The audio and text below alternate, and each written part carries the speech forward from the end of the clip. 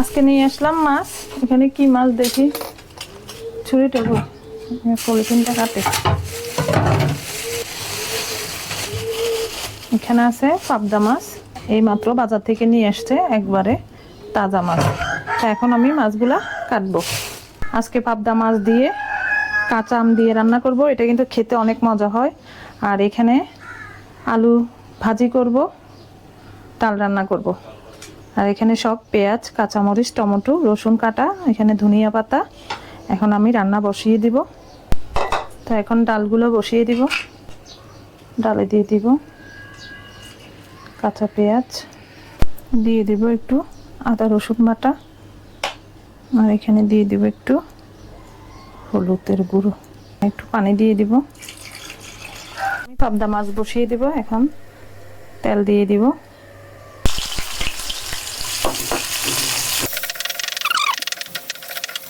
পেঁয়াজ হয়ে গেছে, এখন দিয়ে দিব আদা রসুন বাটা, হলুদের গুঁড়া। তো আমি এখানে একে একে সব মশলা দিয়ে দিলাম। এখন মশলাটা ভালো করে কষিয়ে নেব।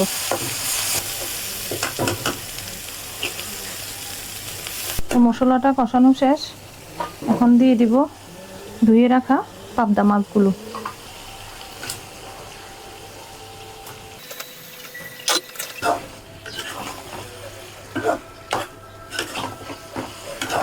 একটু উলট পালট করে দিব, বেশিক্ষণ না।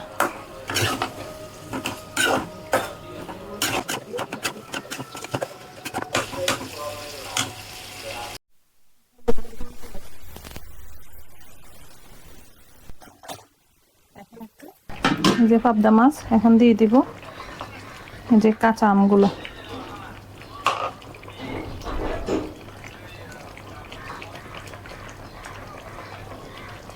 এই তরকারিটা খেতে কিন্তু অনেক মজা,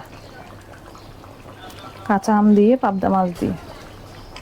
আর একটু ঢাকা দিয়ে দিব, আমগুলো সিদ্ধ হোক।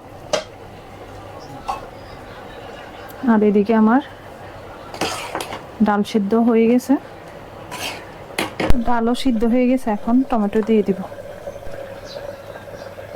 তো পাবদা মাছ হয়ে গেছে, এখন দিয়ে দিব কাঁচামরিচ আর ধনিয়া পাতা।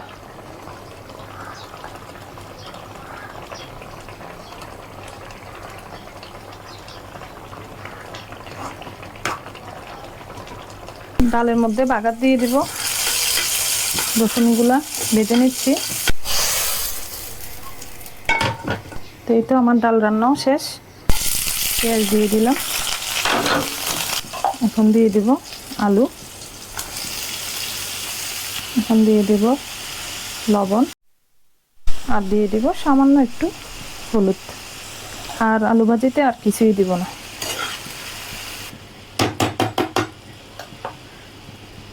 ভাজিটা আমি ঢাকা দিয়ে দিব, আস্তে আস্তে ভাজিটা হবে। তো আজকে এই ছিল রান্না, ডাল রান্না করা শেষ। এখানে আছে এই যে আলু ভাজি, তো এখানে আছে পাবদা মাছ দিয়ে কাঁচা আম। তো এই ছিল আজকের রান্না। সবাই ভালো থাকবেন, সুস্থ থাকবেন। সবাইকে জানাই আল্লাহ হাফেজ।